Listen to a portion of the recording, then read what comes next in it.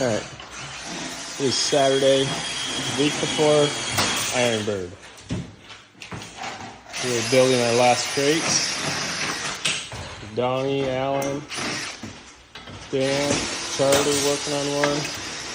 Jim doing all the grunt work. Pre-assembly. Glenn's wife.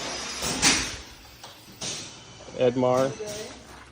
And part of H&H Loft here, painting the bottom sides of our grates for the crates. Ooh, I like that smell. I'm vacuuming. This is Jeff. Cleaning out crates for next year. I'm back in the dungeon, which is below Hudson and Glenn's loft. We got Glenn and Tim. He's in the brake. Cutting brakes.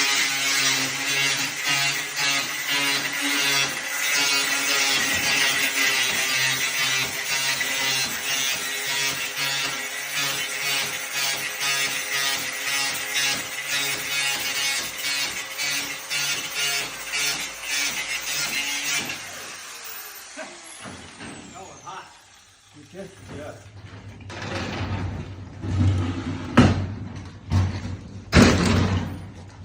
And Tim will move it over to here. Watch out for that bar.